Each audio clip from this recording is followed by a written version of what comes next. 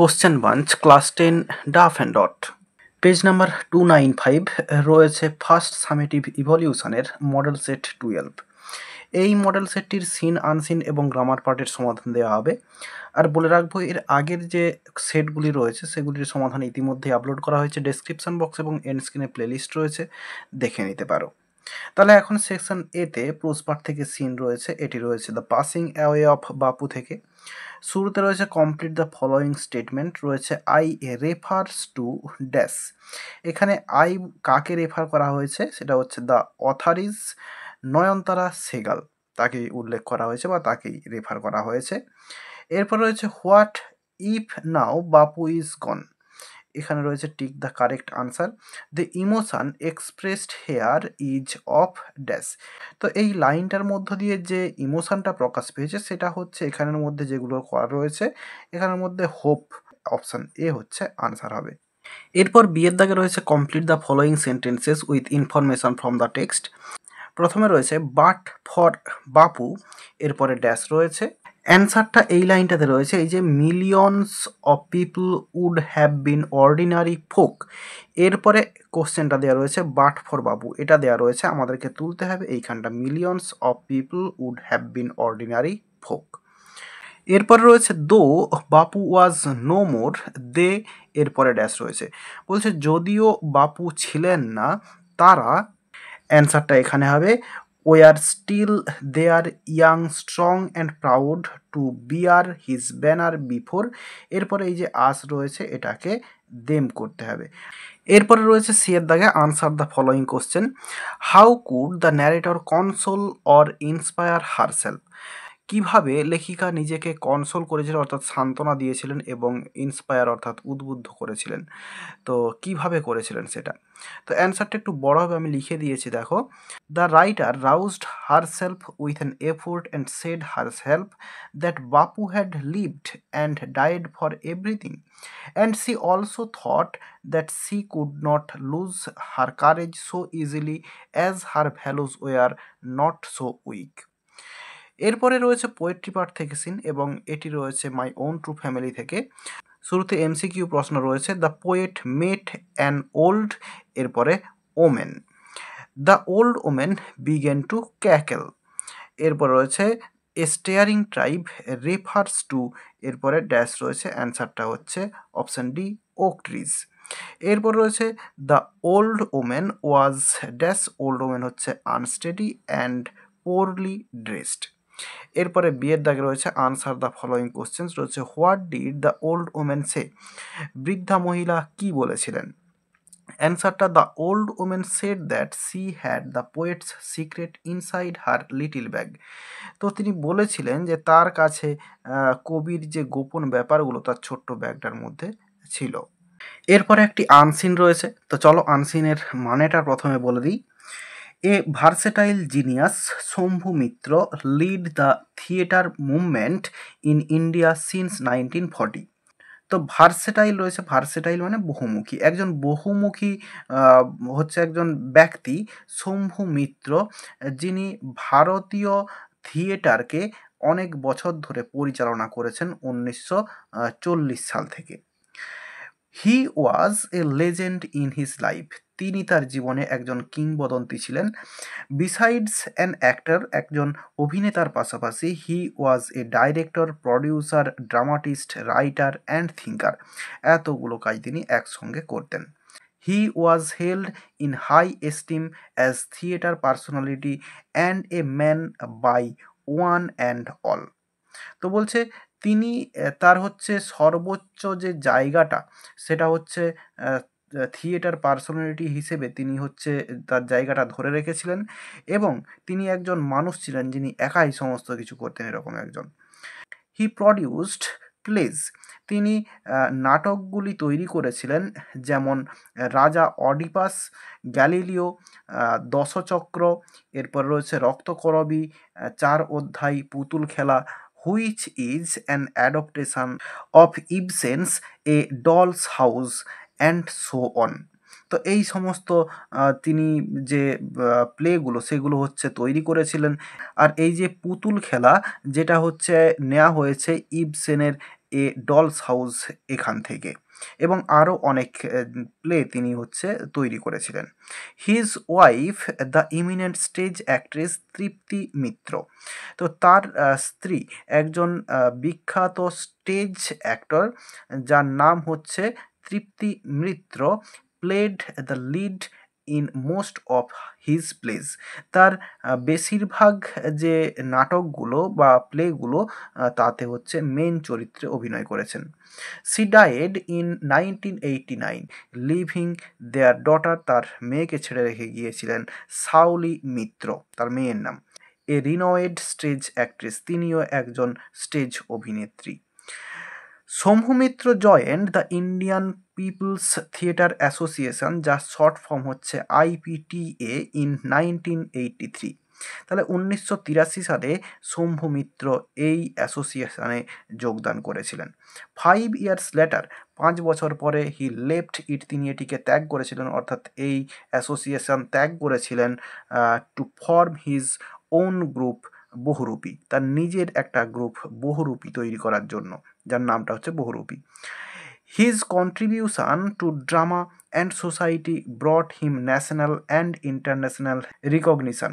তো বলছে তার অবদানটা ড্রামা এবং সোসাইটি সমাজের ক্ষেত্রে, সেটা তাকে জাতীয় এবং আন্তর্জাতিকভাবে সবাই চিনে গিয়েছিল এর ফলে, বা তার পরিচিতি ঘটেছিল।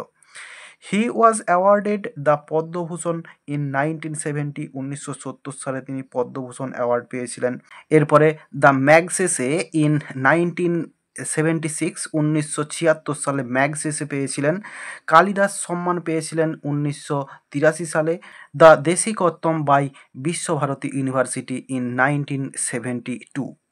হি passed away in 1997 on 19 May. তো 1997 সালের 19শে মে তিনি মারা গিয়েছিলেন।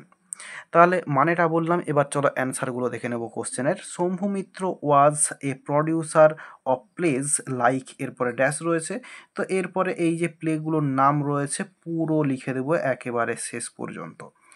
এরপরে রয়েছে he was honoured and awarded with, এরপরে যা আছে এই দ্য পদ্মভূষণ থেকে এই 97 পর্যন্ত যে অ্যাওয়ার্ডগুলো রয়েছে পুরো লিখে দেওয়া হবে।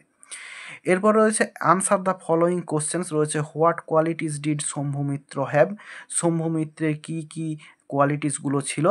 তাহলে আমরা অ্যান্সারে প্রথমে শম্ভু মিত্র লিখব, এরপরে আমরা লিখব ওয়াজ, তাহলে শম্ভু মিত্র এরপরে লিখব ওয়াজ, এরপরে এখানে লিখব এ ভার্সেটাইল জিনিয়াস। এরপরে আমরা লিখব besides an actor he was a director, producer, dramatist, writer and thinker, যা আছে এতটা পর্যন্ত লিখে দেবো, অ্যান্সার হয়ে যাবে। এরপর রয়েছে what information do you get about his wife, তার স্ত্রী সম্পর্কে কি ইনফরমেশান তুমি পাও।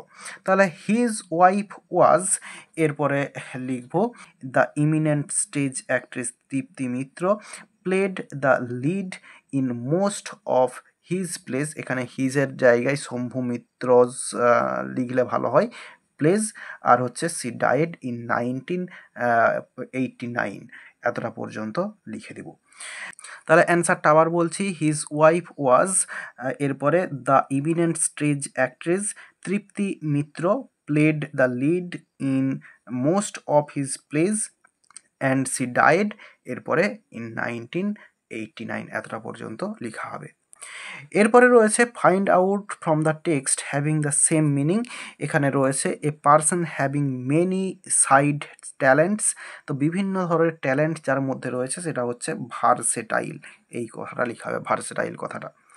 এরপর রয়েছে Shambhu Mitra was born in 1940, 1940 সালে তিনি জন্মগ্রহণ করেছিলেন, এটা হচ্ছে ফলস হবে। এরপরে সেকশন বিতে গ্রামার অ্যান্ড ভোকাবুলারি রয়েছে। প্রথমে রয়েছে phrasal verb, spring season has started, তো স্টার্টেডের জন্য হচ্ছে সেট ইন হয়, তো এখানে সেট ইন আনসার হবে। এরপর রয়েছে সন অর অ্যাবান্ডান ব্যাড হ্যাবিটস, তো ত্যাগ করা, তার জন্য হচ্ছে ডু অ্যাওয়ে উইথ হবে এখানে, তাহলে ডু অ্যাওয়ে উইথ।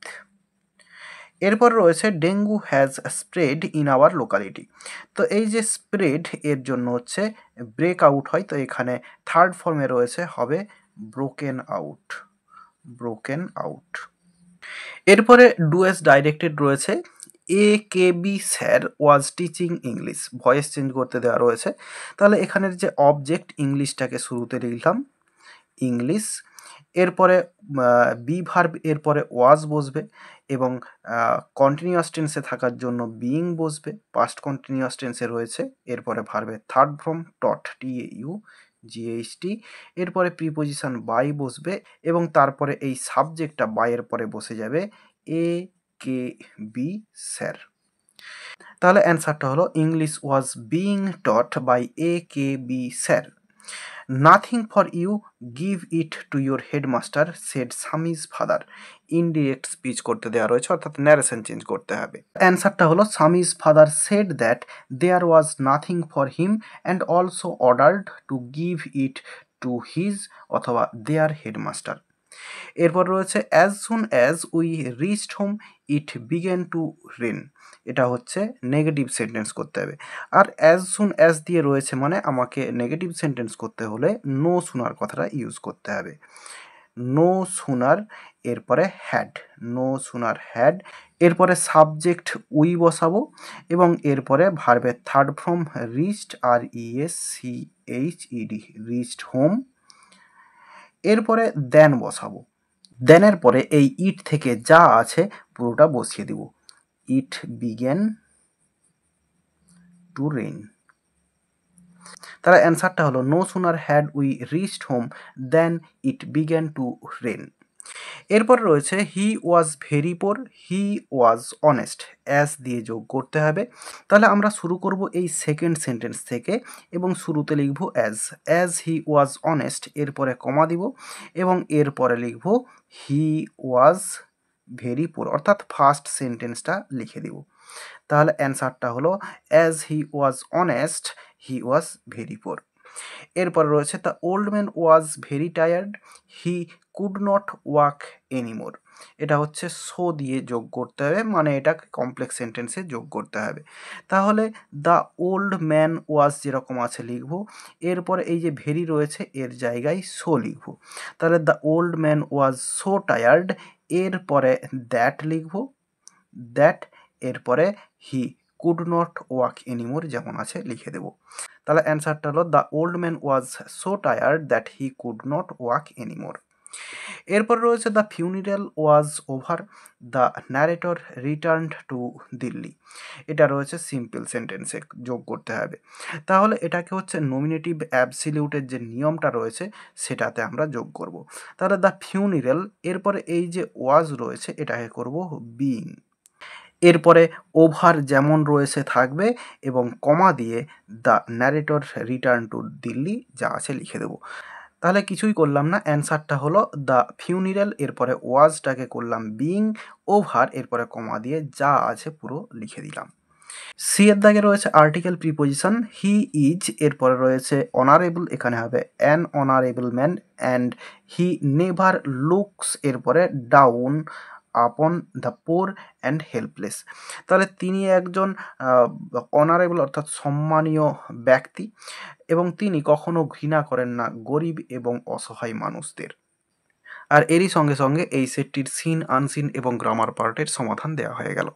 আশা করি বোঝাতে পারলাম। ভিডিওটি ভালো লেগে থাকলে একটি লাইক করো এবং বন্ধুদের মধ্যে শেয়ার করো এবং আমার এই চ্যানেলে নতুন হলে চ্যানেলটি সাবস্ক্রাইব করে পাশে থাকা বেল আইকনটি প্রেস করো পরের ভিডিওগুলি সবার আগে পাওয়ার জন্য। এই ভিডিওতে এতটাই দেখাবে, নেক্সট ভিডিওতে ভালো থাকো সবাই, ধন্যবাদ।